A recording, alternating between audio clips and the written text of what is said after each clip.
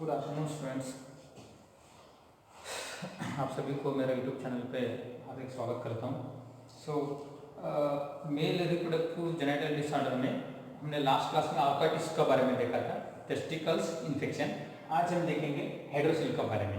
Okay, सो 4-5 chapter ऐसा थे, बहुत छोटा छोटा hydrocele, varicocele, okay, and orchitis, epididymitis. These are the only very small topics. These if in examination, if they ask only 2 to 3 marks, for 2 to 3 marks they will appear in your examination. Okay, so not more than that. बहुत सारे disorders, disease condition है male reproductive organs में। ये one by one हम जितना होता है उतना जल्दी जल्दी फटाफट स्टडी करेंगे। एक और बात, मैं एक और बात आप सभी को बोलना चाहता हूँ। बहुत बच्चे मुझे पूछ रहे हैं मास प्रमोशन का सर क्या होगा, मास प्रमोशन का क्या होगा। देख लीजिए, मैं सभी को बोलना चाहता हूँ, मास प्रमोशन ऐसा नहीं मिल सकते। मास प्रमोशन अगर मिलना है तो भी, मास प्रमोशन मिलना है तो भी जो रेगुलरली पास है उन कैंडिडेट को हो सकता है। उसमें भी क्राइटेरिया होता है। फॉर एग्जांपल, अभी थर्ड ईयर में पढ़ रहा है बच्चा, फर्स्ट ईयर में भी फेल है, सेकेंड ईयर में भी 1-2 सब्जेक्ट का बैक है, फर्स्ट ईयर में भी बैक है, अभी थर्ड ईयर भी है। तीनों साल मास प्रमोशन कैसे दे सकते हैं यूनिवर्सिटी भी? वो भी दिक्कत है यूनिवर्सिटी वालों को। ऐसा मास प्रमोशन सोचना भी गलत है। सो मास प्रमोशन मिलेगा ऐसा सोचना ही नहीं है, मिलना बहुत मुश्किल है। अगर मिला तो भी किसको मिलेगा? फर्स्ट ईयर, सेकेंड ईयर, और फर्स्ट ईयर में सब सब्जेक्ट क्लियर है तो सेकेंड ईयर में मास प्रमोशन मिलने का मिल सकते हैं। वो भी मास प्रमोशन के डिसाइड किया। तो मास प्रमोशन देने का इतना आसानी का काम नहीं है। बहुत सारा बच्चों को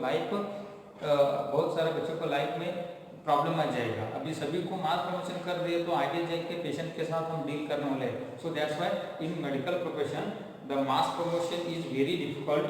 So it is very difficult to decide what has to be done for the regarding mass promotion. mass promotion के बारे में क्या डिसीजन लेना है, पूरा गवर्नमेंट को और पूरा यूनिवर्सिटी में कंफ्यूजन होता है। So that's why so mass promotion नहीं मिल सकते। इतना दिन मिलेगा कोई बोला होगा, पर मिलने का चांसेस नहीं है। क्योंकि मास प्रमोशन मिलेगा मुझे तो ऐसा लगता नहीं है। सो ये बात तो सच है।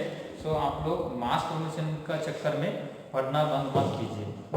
अगर पढ़ना बंद कर दिया, कभी भी एग्जाम डेट आएगा, कभी भी एग्जाम कंडक्ट कर सकते हैं। अभी फाइनल ईयर के एग्जाम कंडक्ट कर दे, कोई दिक्कत नहीं होगा। तो इस तरीके से फर्स्ट ईयर का अलग डेट में, सेकेंड ईयर का अलग डेट में, थर्ड ईयर का अलग डेट में एग्जाम कंडक्ट करने के लिए यूनिवर्सिटी ने सोच रहा है। सडनली एग्जाम टाइम टेबल आ जाएगा। 10 दिन, 15 दिन और 8 दिन में इतना ही टाइम देगा आप लोगों को। So that's why don't neglect the study के बारे में आप नेग्लेक्ट किया तो प्रॉब्लम आपका ही होगा, पास होने में मुश्किल हो जाएगा। सो सब कुछ विचार करना छोड़ दीजिए, सिर्फ पढ़ाई में ज़्यादा से ज़्यादा ध्यान दे दीजिए। ओके, सो ये इम्पोर्टेंट है। मास प्रमोशन के बारे में सोचना नहीं है और कोई भी पूछना ही नहीं है। मास प्रमोशन मिलने वाला नहीं है, 100% इस गारंटी में बोल रहा हूँ। ओके, सो हाइड्रोसील का बारे में हमें देखना है। हाइड्रोसील क्या होता है? हाइड्रो मीन्स वाटर, सील मतलब एनलार्जमेंट, और टेस्टिस स्क्रूटम में, टेस्टिस में और स्क्रूटम जो होता है, स्क्रूटम में जो फ्लूइड बढ़ता है वो कंडीशन को हमने हाइड्रोसील बोलते हैं। ओके, वो कंडीशन को हमने क्या बोलते हैं? हाइड्रोसील। मतलब कोई मेस में ये टेस्टिस बहुत बड़ा, ये स्क्रूटम क्या होता है? स्क्रूटम का अंदर पानी भर जाता है, फ्लूइड भर जाता है। Okay, this space, this is field with the fluid. So that's why that scrotum becomes enlarge. Either दोनों साइड हो सकता है, दोनों साइड में एनलार्ज हो सकता है, नहीं तो वन साइड एनलार्ज हो सकता है। मोस्ट प्रोबेबली दोनों साइड होता है। ओके, सो हाइड्रोसील मतलब it is enlargement of the, enlargement of the testis, और it is painless collection of fluid in the scrotal sac. Okay, pain नहीं होता है जब उसमें पानी भरता है, जब उसमें फ्लूइड भरता है, उसमें पेशेंट को पेन होता नहीं है, पर क्या होता है? एनलार्जमेंट होता है। ओके, स्क्रूटम क्या होता है? एनलार्जमेंट होता है। वो कंडीशन को हम हाइड्रोसील बोलते हैं। Okay, what is hydrocele? Hydrocele is a painless collection of fluid in the scrotal sac. It is a painless collection of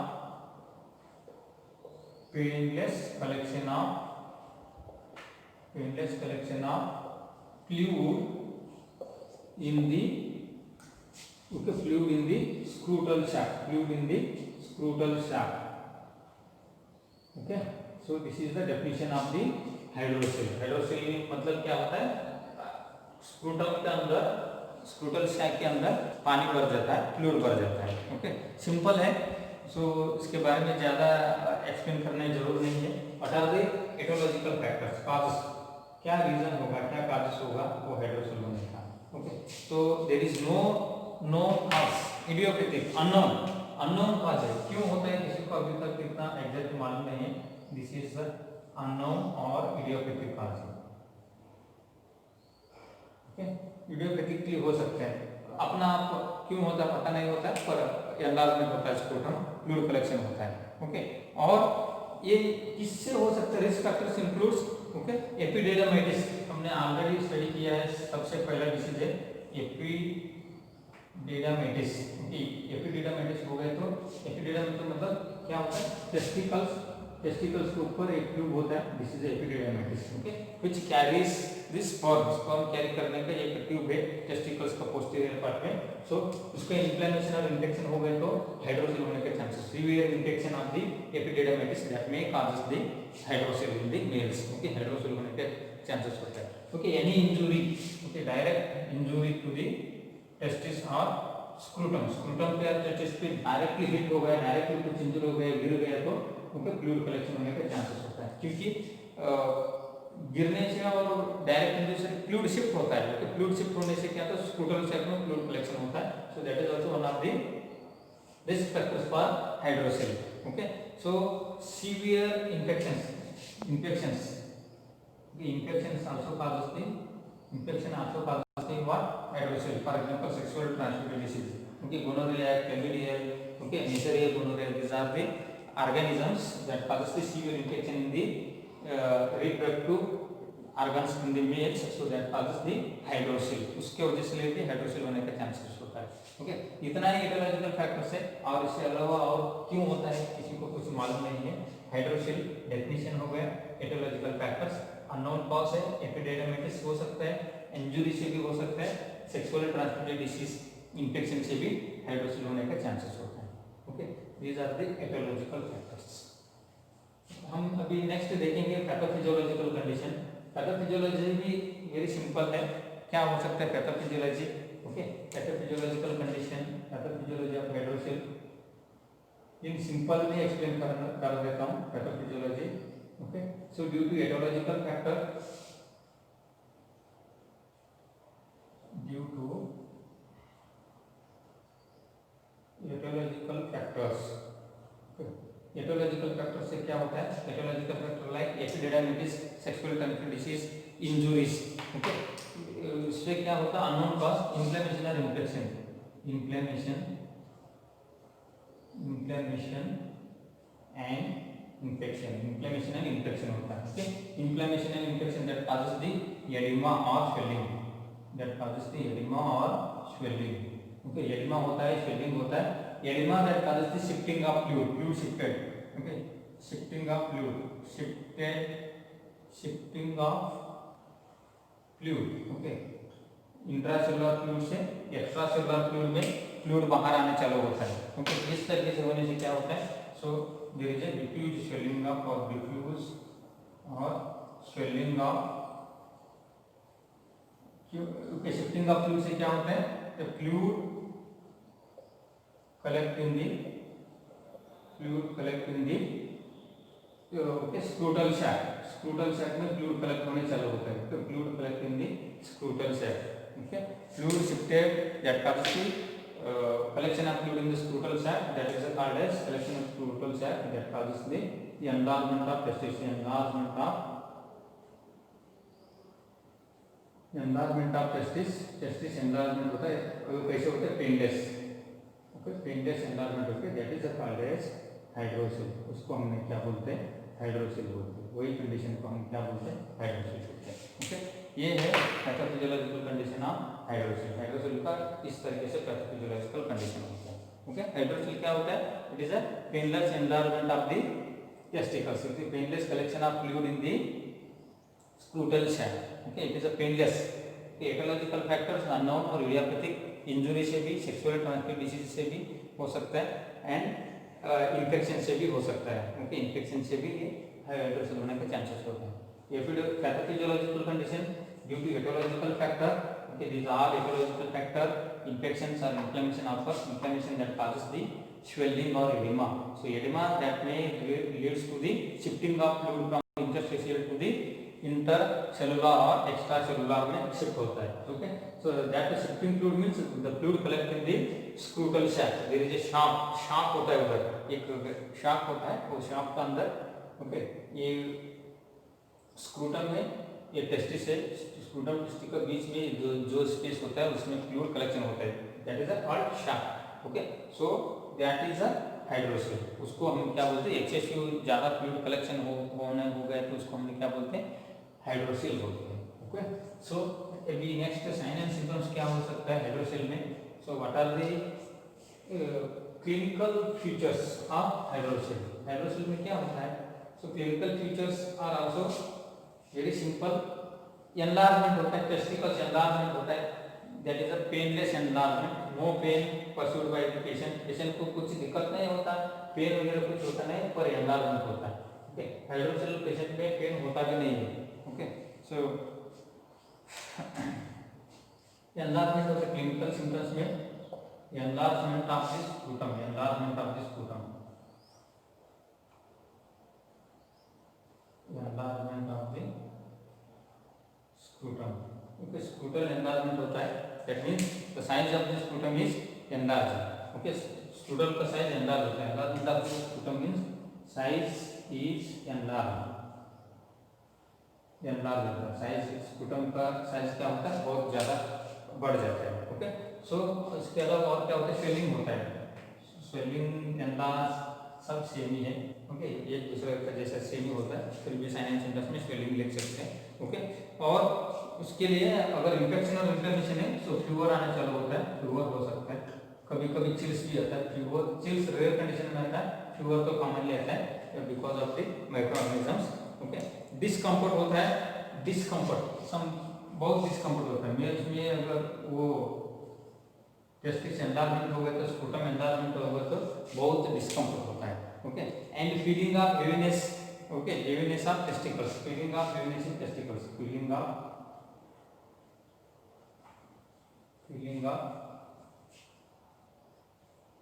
heaviness in testicles, testicles का अंदर हेवीनेस लगता है, बहुत भारी लगता है, ओके, टेस्टिस मेल में, ओके. इस तरीके से साइन एंड सिम्टम्स दिखते हैं हाइड्रोसिल में. हाइड्रोसिल में ये feeling of heaviness in testis enlarge हो गया है, इसलिए इसकी वजह से हेवीनेस लगता है, ओके.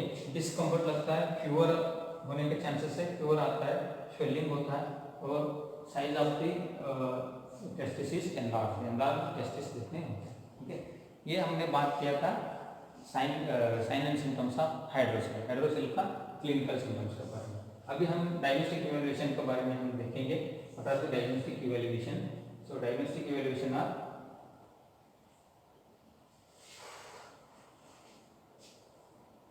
क्या डायग्नोस्टिक इवैल्यूएशन कर सकते हैं.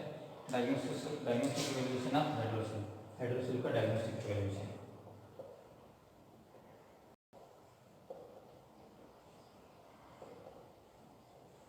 डायग्नोस्टिक इवैल्यूएशन में हम हिस्ट्री कलेक्शन करते हैं, फिजिकल एग्जामिनेशन. हिस्ट्री कलेक्शन में history regarding the any injury, okay, previous injury of the testis, okay, previous any medical history और any surgical history related to the male genital organ surgery history.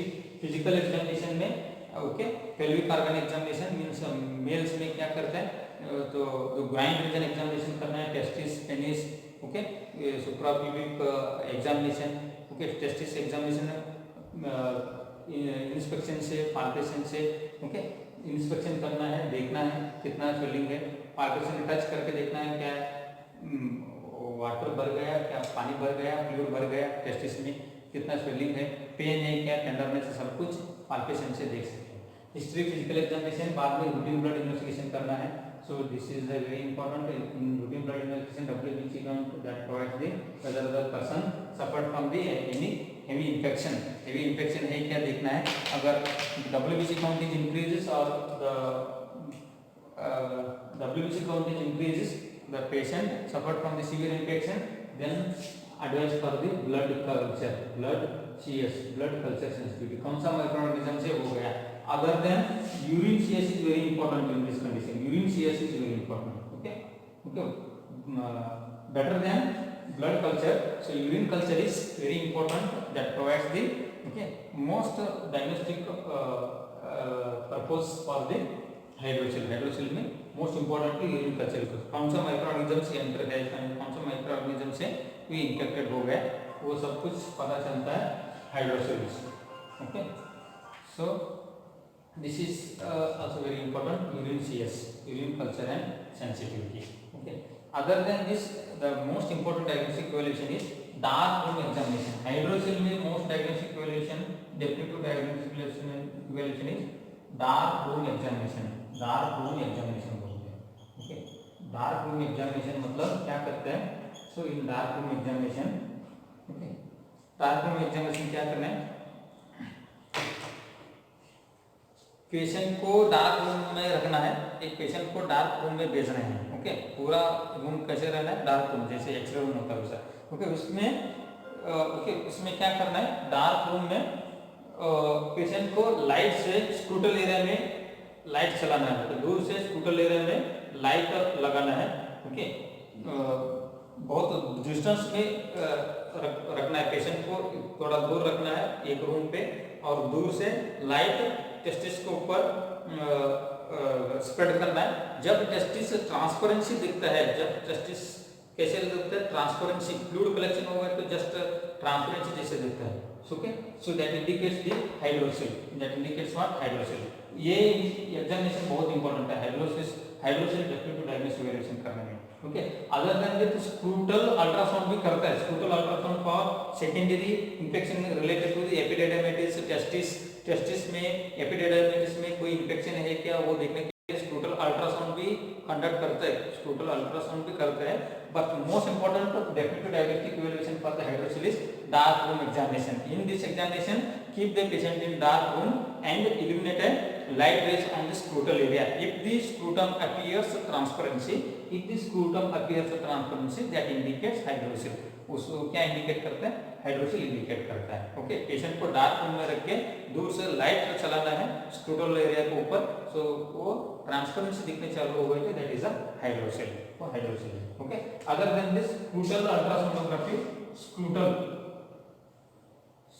Ultrasonography, scrotal ultrasonography करना भी important है, क्योंकि एपिडेर्मिटिस testis में कुछ infected है क्या actually कौन सा ऑर्गन्स में डिफेक्ट है देखने के लिए स्क्रूटल अल्ट्रासोनोग्राफी भी कंडक्ट कर सकते हैं, okay. This are what diagnostic evaluation of hydrocele. Hydrocele में इस तरीके से हम डायग्नोस्टिक इवैल्यूएशन कर सकते हैं, okay. Last is management. Management में कुछ नहीं है, सो ये अपना ट्रीट हो जाएगी एक्चुअली। सो फिर भी कभी कभी जल्दी कुछ इंजरी हो गया, कुछ हिट हो गया, पाल हो गया, ऐसा फ्लूइड ज़्यादा सीवियर कलेक्शन हो गए तो incision and drainage, surgical management करना है, surgical management, that is a incision and drainage. Incision करना है टेस्टिस, ओके। टेस्टिस के ऊपर 1 centimetre above the testis scrotal area, scrotal area में क्या करना है? एक स्मॉल होल करना है, होल करके जो फ्लूइड निकलना है, निकल के वापस ड्रेसिंग करके घर पे भेजना है पेशेंट। सिंपल है सर्जिकल मैनेजमेंट में incision and drainage. So along with this, antibiotic therapy, analgesic therapy, antibiotic therapy also important, okay, before surgery or after surgery, okay. Other than this, antibiotics example ciprofloxacin, मैं बोला था ciprofloxacin, okay, बहुत सारा antibiotics, clindamycin, azithromycin, okay, ciprofloxacin, ciprioxone, cefatoxime, okay, antibiotics, analgesics, ibuprofen, analgesics वगैरह देना है, कि antipyretic भी देना है, एंटीपायरेटिक अगर प्योर है तो patient, okay. So other than this in all disease condition antacids को कॉमनली यूज करते हैं, antacids, okay. Anti emetics antacids को कॉमनली हम पेशेंट को क्या करना है? एडवाइस करना है, क्योंकि एसिडिटी से प्रिवेंट करते हैं मल्टीपल ड्रग डोज से, okay. This is what regarding the management of hydrocele. Hydrocele में हमने इंसिजन एंड ड्रेनेज करना है, antibiotics, ciprofloxacin, okay, clindamycin, meropenem higher antibiotic administer करना है, analgesics ibuprofen analgesics, antipyretic okay paracetamol and antacids okay, domperidone, pantoprazole, इस तरीके से हम मेडिकेशन एडमिनिस्टर करना है। सो ये था हमारा हाइड्रोसेल का टॉपिक। अभी नेक्स्ट क्लास में हम वेरिकोसेल के बारे में देखेंगे। सो आज का क्लास अभी इतना तक फिनिश करें। Thank you.